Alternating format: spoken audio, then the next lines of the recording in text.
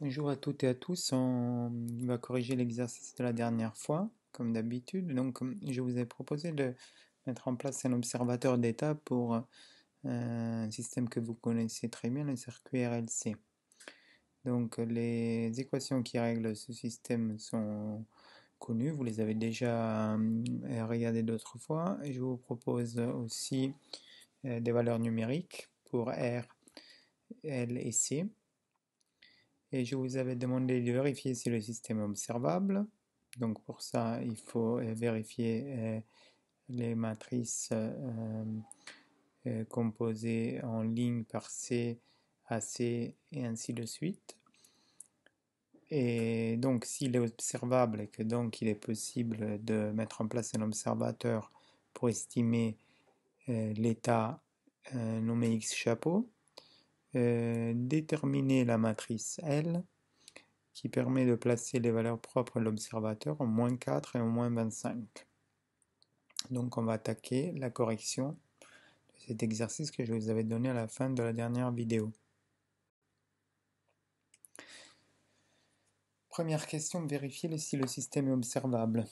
Donc comme je l'ai dit tout à l'heure, il s'agit de entasser les deux lignes C et CA. C, c'est la ligne 0,1. Et C fois A, ça ne garde que la deuxième ligne de A. Donc voilà le résultat. Si je calcule le déterminant de cette matrice, il est égal à 1 sur LC, donc il est différent de 0. Donc la matrice CCA a rang plein et donc le système observable. Ce qui est un peu inévitable parce que sinon je n'aurais pas pu vous demander la question suivante.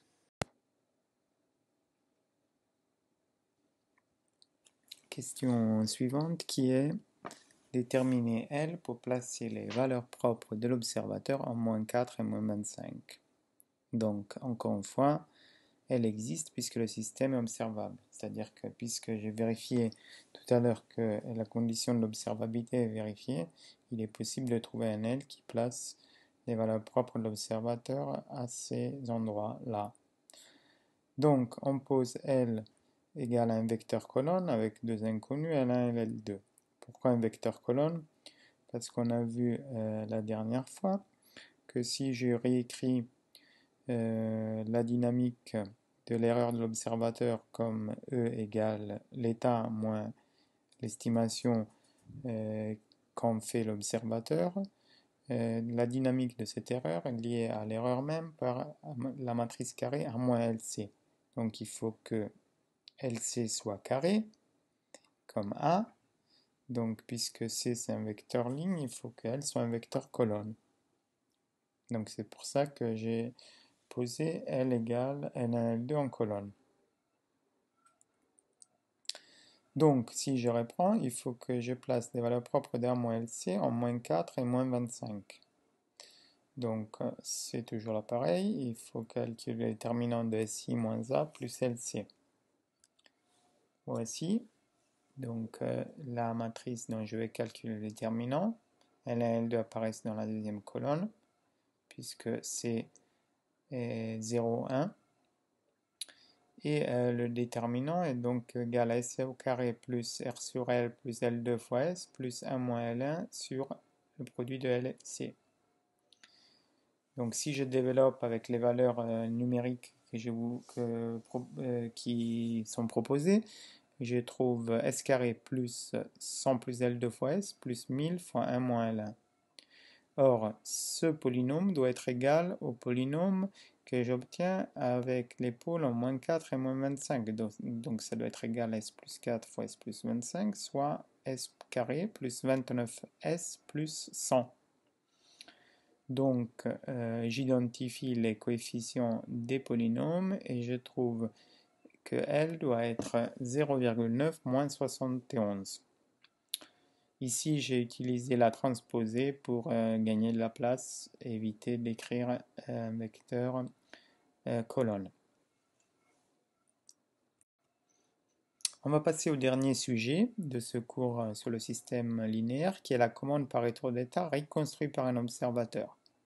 Donc là, on va essayer d'intégrer tout ce qu'on a appris jusqu'à présent dans une seule approche. Donc on a déjà vu qu'on a un système qui est un peu inconnu, mais dont on peut estimer en utilisant la physique les notions qu'on a des équations différentielles qui pilotent ce système. On peut reconstruire les matrices A, B et C. Donc on peut mettre en place un observateur d'état avec ces matrices et une correction qui se base sur la différence entre la sortie du système et la sortie de ce simulateur. Donc c'est la correction L fois Y moins Y chapeau. Et cet observateur, il va donc estimer X qu'on note ici, X chapeau. Donc maintenant, l'intérêt de tout ça, comme je vous l'ai évoqué depuis qu'on a parlé d'observateur, c'est de pouvoir utiliser cet état pour contrôler le système lorsque le vrai état n'est pas mesurable. Donc je vais mettre en place une commande classique de type U égale moins KX chapeau. Et en gros, ça revient à brancher le X chapeau qui est sorti par l'observateur sur le U et rentrer ça dans le vrai système. De cette façon-là, il est possible de commander par retour d'état un système boîte noire pour lequel il n'est pas possible de mesurer l'état. Alors, comment est-ce qu'on attaque ce problème? Je vous propose de définir un nouveau vecteur d'état qui contient entassé d'abord x et ensuite e. Et ce nouveau vecteur d'état, donc avec e comme toujours l'erreur de l'observateur. Donc je vous demande pour la prochaine fois d'écrire la dynamique de cet état, qui donc pour un système d'ordre n, l'état deviendra d'ordre 2 fois n.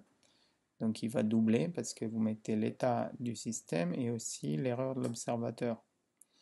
Et donc écrire la dynamique de ce nouveau vecteur d'état de dimension 2n en fonction de le vecteur d'état même.